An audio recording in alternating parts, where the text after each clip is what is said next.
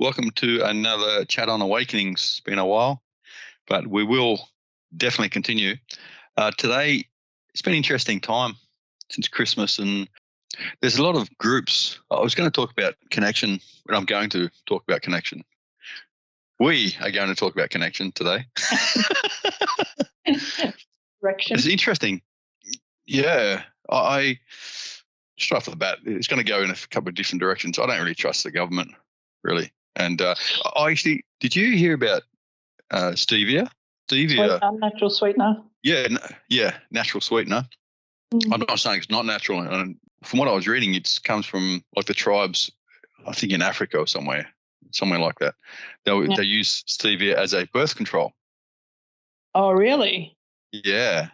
So Obama, apparently, from what I read, his scientists knew about this and went ahead and it's in, I think, over 5,500. It may be way more than that, but at least 5,500 products, including chewing gum and all sorts of things, bubble gum and things that the kids have.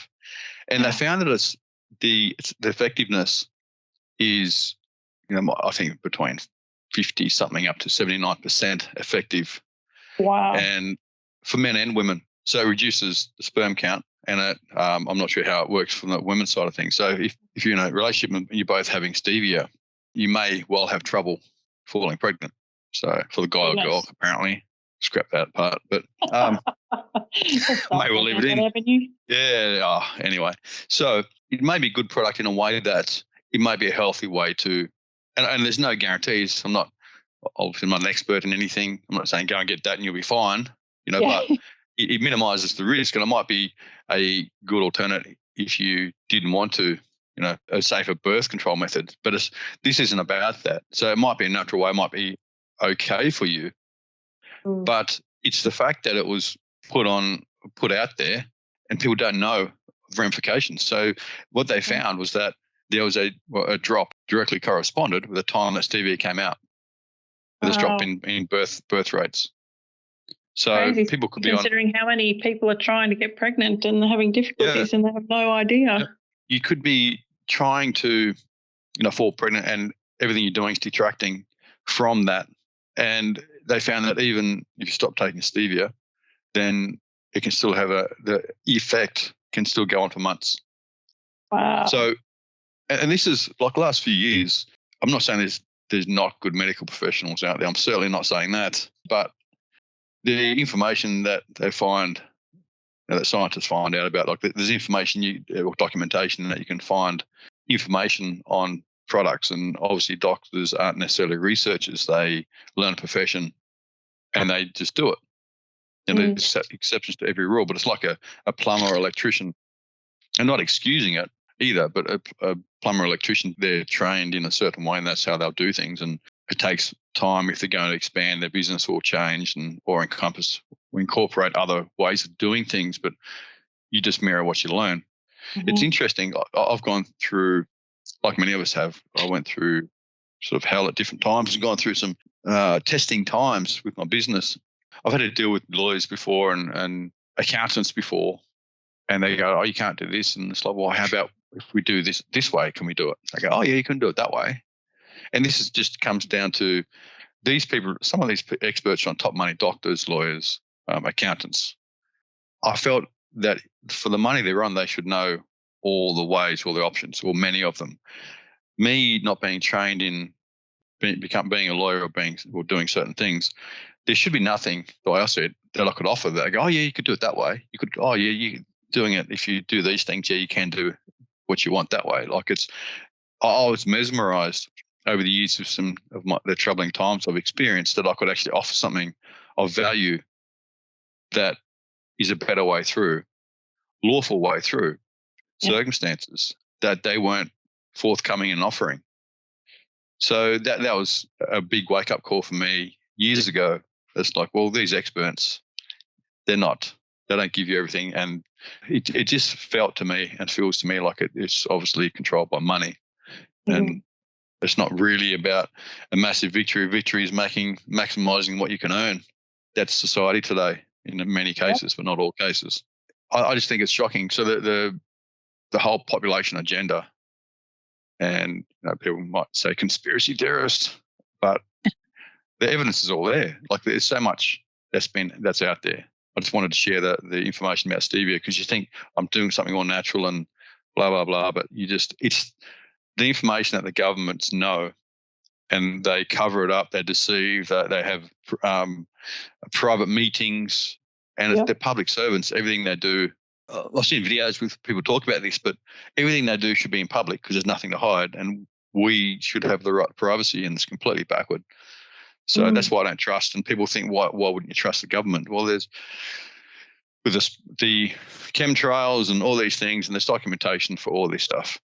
Yep. And the deception and my breath is changing the climate. It's got nothing to do with the billions of chemicals that's pumped into the sky. That has no effect. It's you breathing too hard, Yeah. Crazy times. Yeah. That wasn't exactly the direction I was looking to start in, but however. Well, that's interesting. I might look up some articles and see if I can post them. Yeah, maybe. Need to know about that. I mean, I got friends that are trying to get pregnant and they can't. For years, they haven't been able to. So I don't even know if they're consuming stevia, but it could be a reason. So it could be. Yeah, and we'll try and if I can find that chat, we'll put in the link anyway. So today we're going to speak about connection. I mentioned that already, didn't I? Did I say that? I don't connection. Think so. It's interesting. I wanted to bring people's awareness to a way to connect and merge in a way of unity with someone. I'm not talking about intimacy. I'm talking about just connection, where you're sharing in a connection. And I feel that we all have friends that we connect with, and sometimes, depending on your state of mind, you can connect and you'll find someone that supports your views, and they may be misguided. They may be, I'll put it this way, if you are suffering, then it has everything to do with your view, your understanding. If you're suffering like continuously, it's because of your lifestyle and the habits and the conditioning of how your mind works. So your suffering comes down to a misunderstanding within yourself. That's my experience, because I've gone through immense suffering over my life, and I've had some testing times for sure. That continues. But as your understanding deepens, it's amazing how things work out. One would be amazed, let's put it that way. So let me think. There's so many different ways I can go. What was the main reason that made you think of connection? What brought you to that you thought was pertinent? Good question.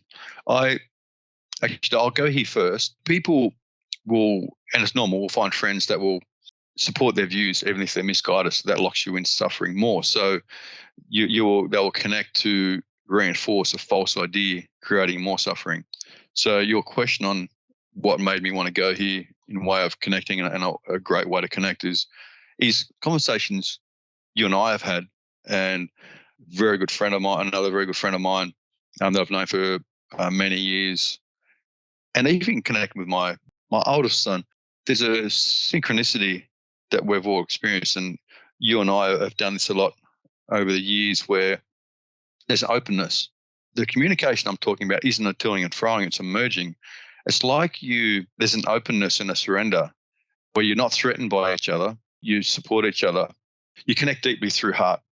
You know yourself, where you can ask a question or someone can ask a question, and then you go to a space, not from memory, because we don't really talk from memory, which is pretty good because my memory isn't always as good as, well, I might put that out maybe, but no, I'll leave. But it's just simple things, because you memorize things often through emotion, or whether it's feeling good or feeling bad, or interest in certain areas. And my interest is more spirituality. I don't entertain a lot of other things in a way. Things happen, I say, oh yeah, that's good. And then I don't commit it to some things to memory. Often when you're open and you're sharing in a conversation, a deep conversation, and a question is asked, it's like there's an openness, and not an easy thing to communicate or express in a way. It's like a union where you both, when you come together, there's an enhancement and a heightened awareness. Yeah. It's amazing. It's not a toing and froing. It's like a union. So it's not as if you both have something to offer.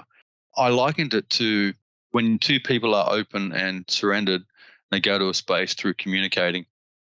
Yep. It's like you elevate your view so you can see out over massive fields or a much broader landscape. And it's like a synchronized union.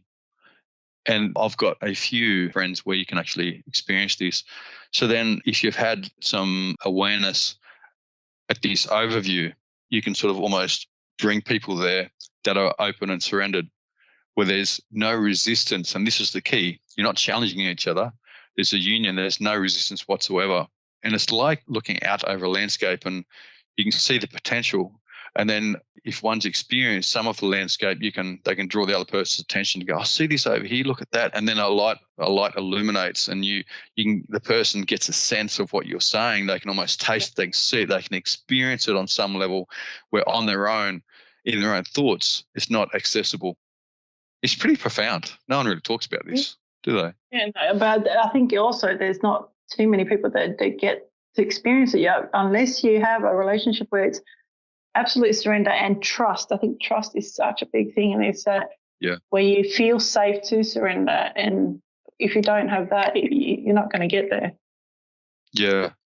So the question is, well, how do you get there? Well, trust is very important in surrender, and finding friends that nurture and support you. And therefore, if you're looking for friends to nurture and support you, you must be able to nurture and support them too. And where it's like, well, I'll nurture and support you after you nurture and support me, whether it's a relationship with a man or a woman or just a friendship. Yeah, it's like an offering first. You have to put your hand into the jar, put something in first, and the other person, both almost do it at the same time. So you can't be. It's not a place of assessing what the other person puts in. It's just it's heartfelt. Yeah, and it's something that everyone needs to experience. And so there is no challenging. There is no toing and froing. It's just like oneness. Experiencing this with you, and we talk deep on things. I was talking to my son, and he got a sense of what I was saying because of our connection, and he feels things through me. You feel things through your family anyway, of course. Yeah. And my son's very surrendered to me, very open. All our kids are amazing. And you have that connection with the daughters as well. Yeah. So that they'll embark on a journey and almost get sucked into the journey is wrong terminology. It's more like they slipstream into heart or what you're speaking about because they're not trying to challenge you. And the reason they're not trying to challenge you is because you're not trying to dominate them. It's a nurturing and supportive environment. Yeah. So this is the goal. Like it's to, in any relationship, whether it's with a partner or your children or friends, the goal is to be surrounded in that partnership and to find people or friendships. And I truly believe if you don't have one or you don't feel you can do that at this point, it's the goal. And as you nurture yourself and learn to be surrendered within yourself, which doesn't mean being weak, it means it's hand in hand with gratitude and love. And you have to nurture yourself. So you have to begin. This is an incentive to start loving who you are. I was in a conversation a week ago thereabouts, and a few people that are all sort of all pretty aware for sure, and they were talking about sometimes you just have to be selfish, and a number of my friends are very selfless and they do a lot for others, and I said, well, I don't see it like that. I don't see it as being selfish at all, because you also, as you assist others or you encourage them to assist themselves, really, is you might physically help them if they can't manage. If you're constantly reaching outward to try and help people and you don't spend enough time for yourself, then on some level, and as noble as that may be, you're seeking fuel and replenishment and self-worth outside of yourself. And I said to some of my friends, I don't see it as being selfish. I see it as honoring yourself by giving yourself time to recharge, to heal, to get in touch with how you're feeling. That's by no means selfish. It might appear selfish outwardly from someone else looking in. But if you nurture yourself, you're validating yourself, you're honoring yourself, and you on some level are giving others permission or incentivizing them or encouraging them to do the same, to value who they are. Because it really comes down to our potency in this life comes down to it's how much we honor ourselves as spiritual beings, not as egoic beings, as spiritual beings, and honoring ourselves as everything to do with gratitude and acceptance. My sister does some, which I don't think she'll mind me saying this, but she does some practices to take it deeper into herself, like meditative and different practices. And I was honored enough to witness and be part of that when I went and saw my sister. And it's amazing. She manifested and created the whole thing herself. And from what my experience in India and doing certain things and ceremonies and that sort of thing, I said, if you just do these couple of things, you're honoring, it just brings in more energy to honor yourself even more deeply in the space, which is synchronistic with honoring the divine. And she did these very small, honoring her space and doing certain things before she did her practice really enhanced the practice that she was doing. She could feel the difference. That's what we must do. We must really take time to value who we are. And that's where the potency outwardly and where we can impact others. So it really comes down to we have to honor ourselves before anyone else. Well, if you honor someone outside of you and they are the real deal, they want to encourage you to honor yourself, and they can really help you grow. And that's speaking from experience from when I was in India and had a guru, and they honored me back. And when I could not, and I've mentioned this before, when I could not stand who I was when I had anger issues in my 30s, they loved me, and I felt that deeply, and I just knew that they could see something in me that I couldn't at that time. And as I've mentioned before, instead of thinking you don't know what you're talking about or you don't know, I know, when they're suffering and I'm not, that to me it's just ridiculous. It's amazing how many people stand up for their view or try and dominate with their view, yet they are suffering. Yeah. And if I was to take on someone's view that was suffering, then okay, that's right. Yeah, clearly you're right in everything. So I must suffer alongside you where you don't need to suffer. Doesn't mean you won't go through suffering at times, but you don't have to become, and you shouldn't become that person that's suffering. You shouldn't identify with that. I was just thinking, one thing that people might relate to that they can understand in regards to what you're trying to describe is possibly, in the movie Avatar, when they connect with the creatures that they ride, or the horse creatures, or the flying that look like dragons or lizards or whatever they are. They have that connection between the animal and the person.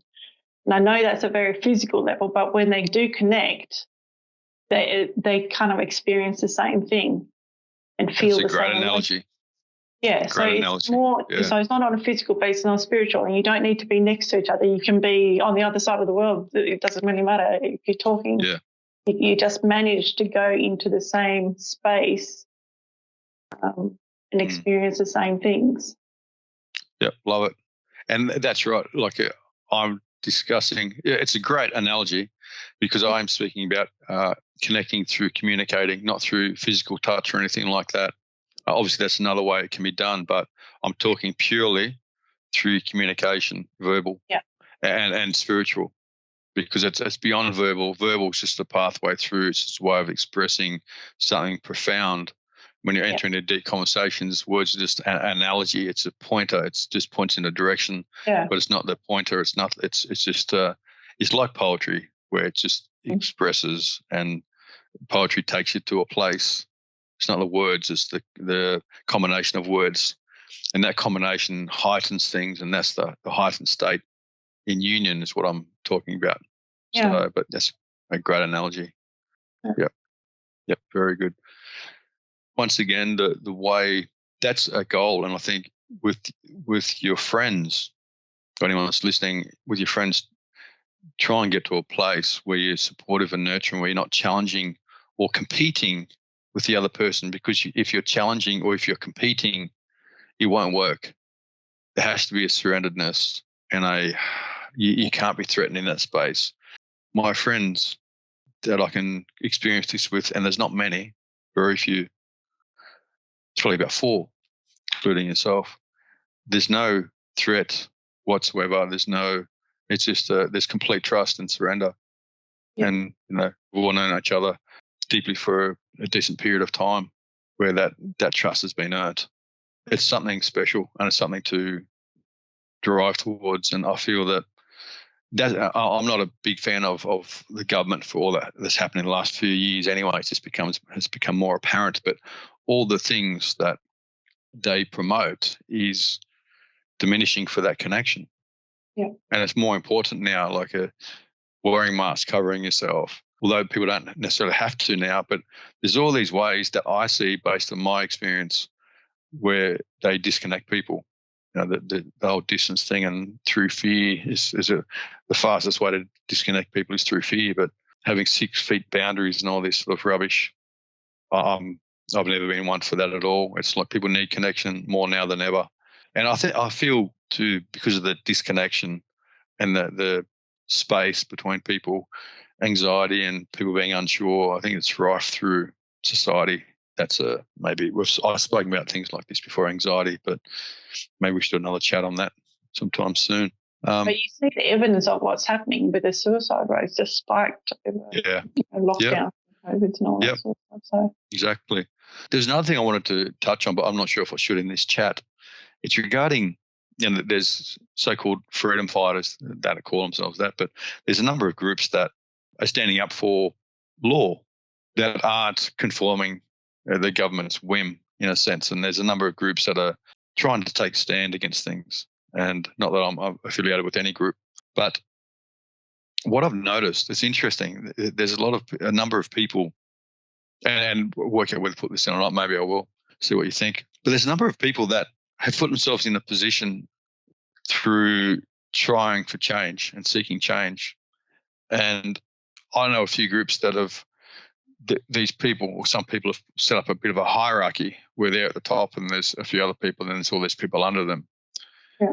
And what I'm seeing, I think it's worth people becoming aware of, I'm seeing that people in certain groups, whether it's spiritual groups or freedom fighters or whatever it might be, they're locking themselves in a position within the group, so where they're the leaders. And I'm seeing that people are revealing some things, but not everything. So they're maintaining control of the group. They're giving little teasers out here and there without actually showing anyone anything of substance all the way through. And it's interesting. Yeah, and I'm noticing more and more that I think this is a key thing that people need to be aware of. In these groups, if there's a system where there's only several leaders and they don't relinquish that and they don't share everything, how are they different from the government? They may not be doing other things, some shocking things that the government may be doing, but it's the same hierarchy, it's the same pattern, it's the same thing.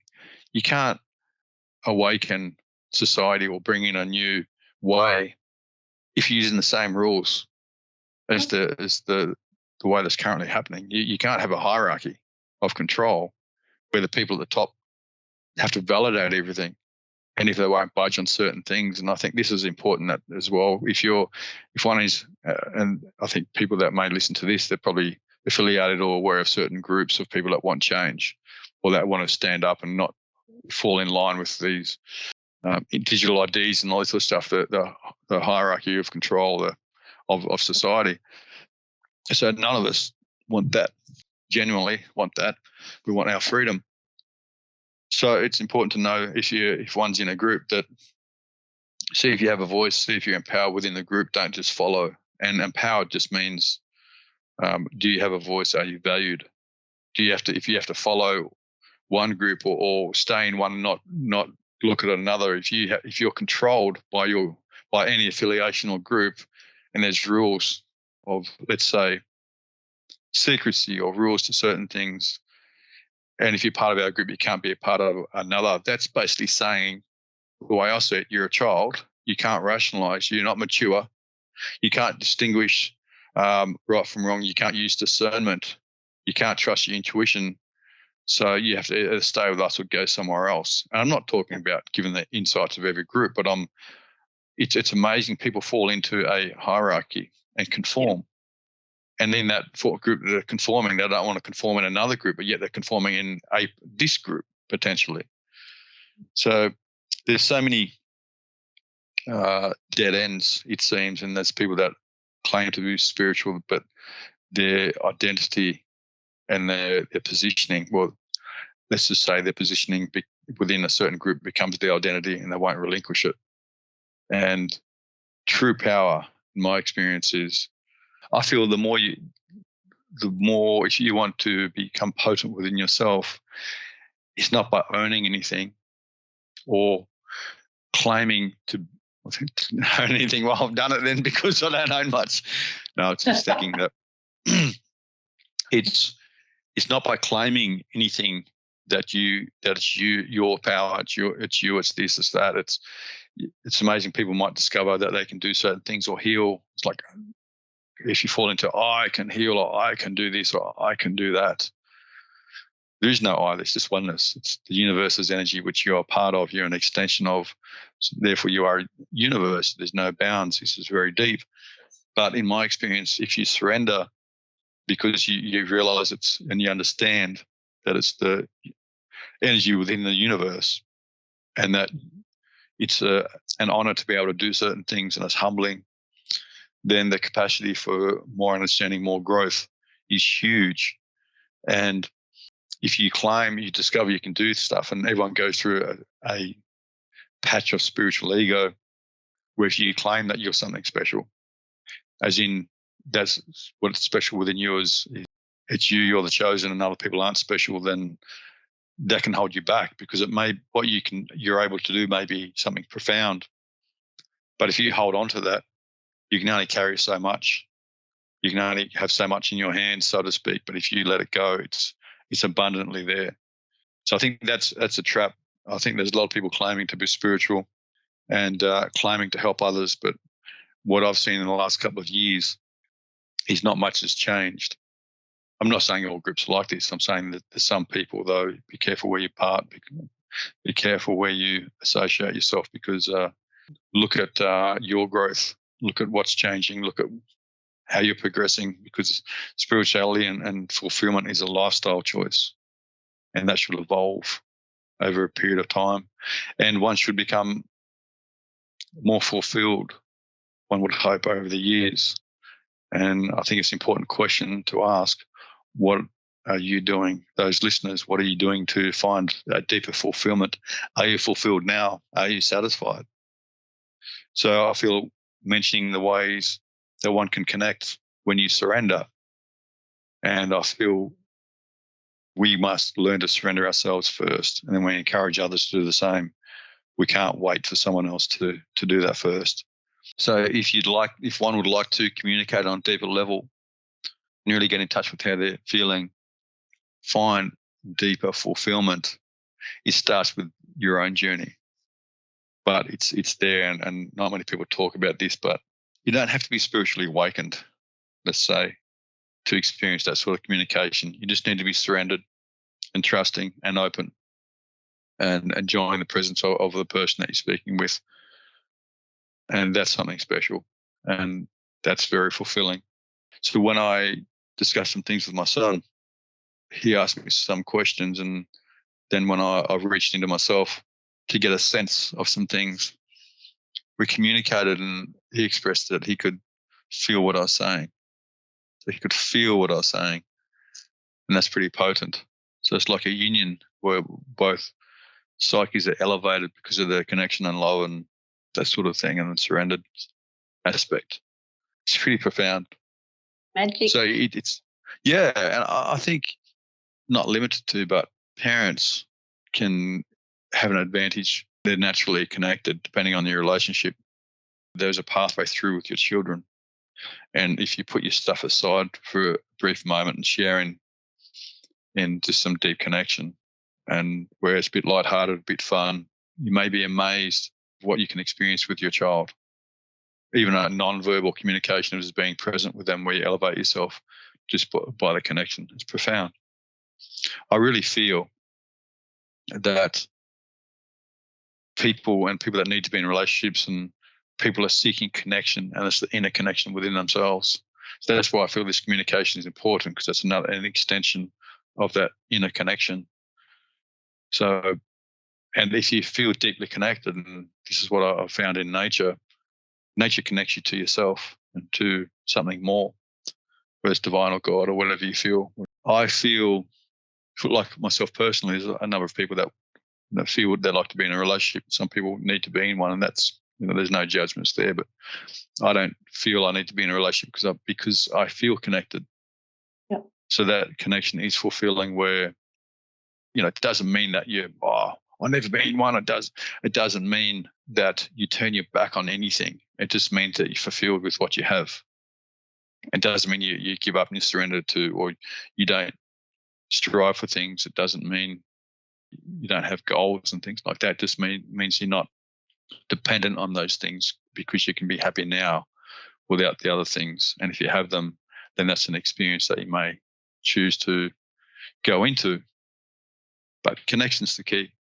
Yeah. I was just thinking, speaking of nature as well, I think if someone feels that they have someone in their life that they trust enough and care about enough, that they could possibly surrender enough to have this connection with, going into nature with that person is probably a really good environment to start getting to that level of connection, because there's no distractions, and you do tend to go in and connect first with yourself more, and then you can possibly connect more with the other person if there's no other distractions around both of you. Yeah, I like it.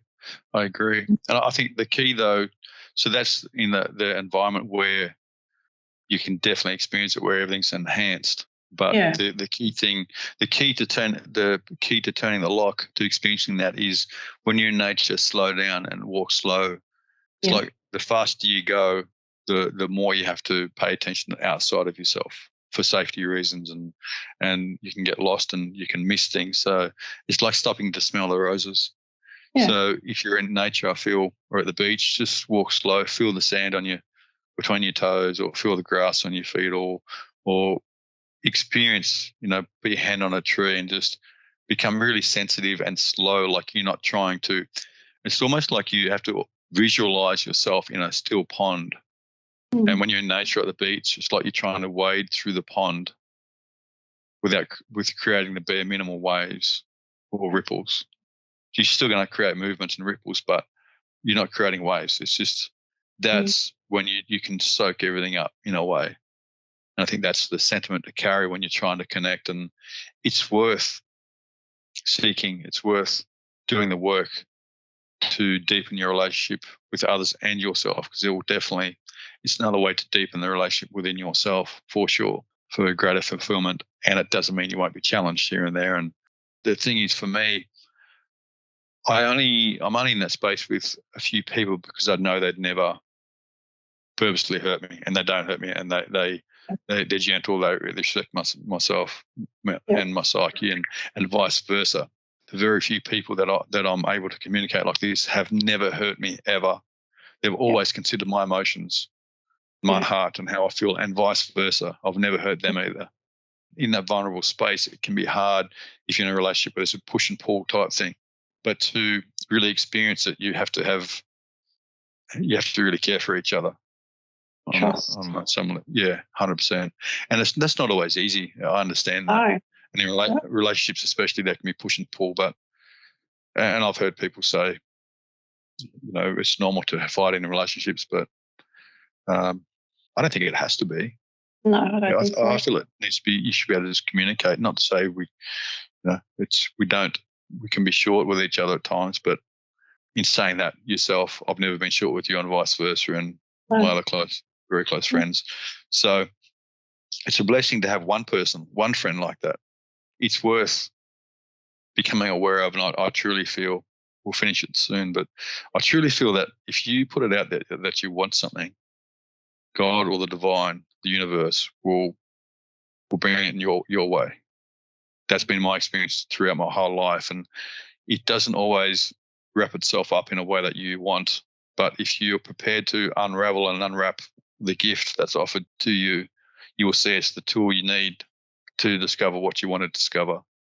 And that's probably the best way I can put it. Yeah. So the universe will give you the tools and will challenge you in certain ways for you to discover and find what you're looking for. The universe is profound like that. So, and that continues to happen in my circumstances, my situation. It's absolutely profound. I have a lot of gratitude, and I may not seemingly have much compared to others, but I've got more than I would have imagined years ago. That's for sure. So profound. So thanks for listening in to another Awakenings, and we'll be doing another recording soon. Thank you. Take care. Bye for now.